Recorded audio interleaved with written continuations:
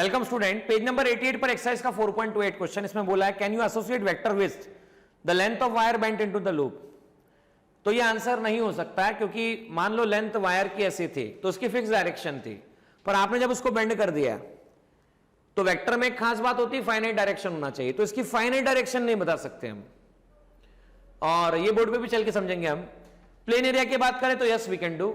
Plane area vector होता है और एरिया वेक्टर क्रॉस प्रोडक्ट के द्वारा निकाला जा सकता है।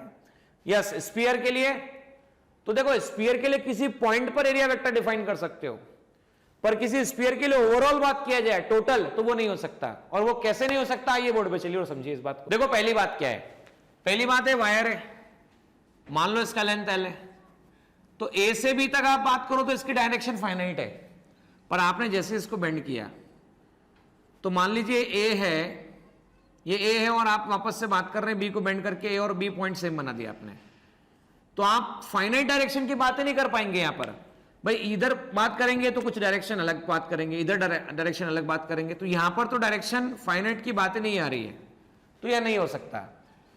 अब एरिया वेक्टर की हम बात करें तो किसी भी सरफेस जैसे कि ABCD है आपके पास में अवेलेबल, मान लो A से लेकर B है 2 मीटर और ये है 3 मीटर, हमें एरिया वेक्टर निकालना है, तो area vector to the surface is always perpendicular to the surface.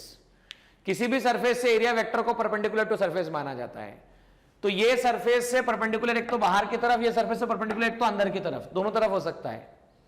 तो बाहर की तरफ या अंदर की तरफ तो क्रॉस प्रोडक्ट से निकाला जाता है, मतलब AB क्रॉस AC ये एरिया वेक्टर की डायरेक्शन होगी।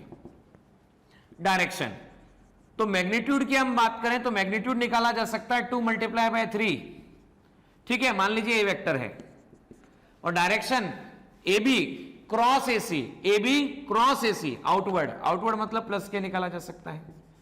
So area vector will be 6K cap. अच्छा आप बात करते हैं स्फीयर के बारे में, तो 12th क्लास में गॉस लॉ चैप्टर पढ़ोगे आप, वहां पर आपको 12th क्लास में बात पढ़ने को भी मिलेगी कि अगर आप ये स्फीयर सरफेस है और आप छोटा सा एलिमेंट सरफेस कंसीडर कर लेते तो एरिया वेक्टर नॉर्मल बाहर की तरफ लिया जाता है। तो एग्जैक्टली इससे अपोजिट सेम सरफेस कंसीडर करने पर एरिया वेक्टर बाहर की तरफ होगा, ये बाहर की तरफ और ये बाहर की तरफ बराबर। वैसे हर पॉइंट पर एग्जैक्टली बाहर की तरफ एरिया वेक्टर निकाला जा सकता है।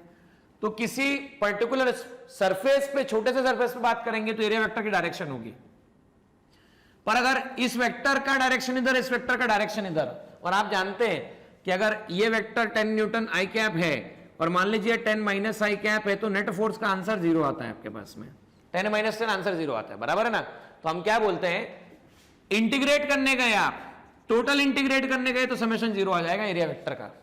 क्यों, इधर का डायरेक्शन इधर का direction, direction opposite magnitude same, direction opposite magnitude same, answer 0। पर किसी पॉइंट पर, छोटे पॉइंट पर एरिया वेक्टर निकालने गए तो हाँ पॉसिबल है। ओवरऑल इसके लिए, ओवरऑल सरफेस के लिए सबका सम कर दो तो आंसर 0 आने वाला है।